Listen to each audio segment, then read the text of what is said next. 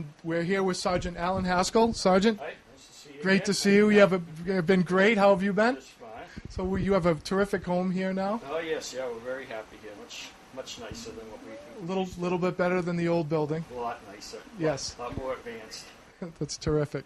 So we're actually in what room would this be considered? This is the dispatch. Anytime that anybody calls, either Foxborough Police Department or the Foxborough Fire Department, this is where their call comes in, whether it be a regular business type call or a 911 call.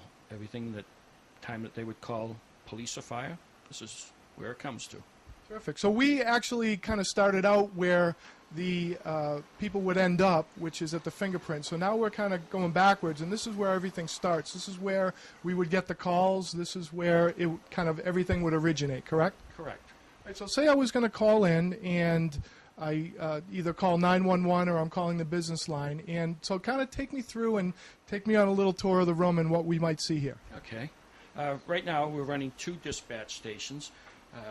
Officer Jim Canard is here on what's primarily the police side. This is Nancy Mosier, and she's a fire dispatcher today. Oh, so this is kind of a new thing, so we actually have fire and police right in the same room right now, dispatch, correct? Yes, that's correct, and they're both cross-trained so that one can do the job of the other depending on the workload.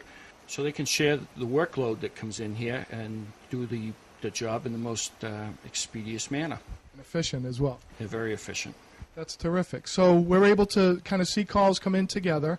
And then I know that you were showing me a little bit, for example, if a call comes in from a cell phone, you're actually able to triangulate that call, find out within kind of a more isolated area where that call has come from, correct? That's correct. If we want to just take a look over here at the 911 system. Sure. This is an enhanced 911 system. The screen over here will come up and it will show who the caller was and the address. What it does is it propagates a map of the location that the call came from, which you can see right over here.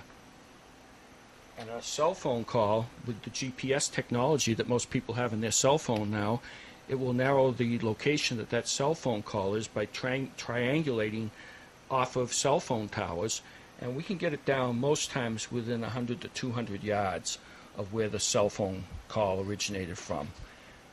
And you were telling me before, I think that's tied in with Verizon or one of the other cell phone companies, correct? Correct. The system is provided by Verizon through the state, and it works on any cell phone that has GPS capability. Will come up and will show a location of where that cell phone is when they made the 911 call. So, for example, if somebody was in distress and they weren't able to talk, but they were able to call the 911, you might be able to narrow down that range and find out kind of in a general area where that person would be? Yes, that's exactly correct.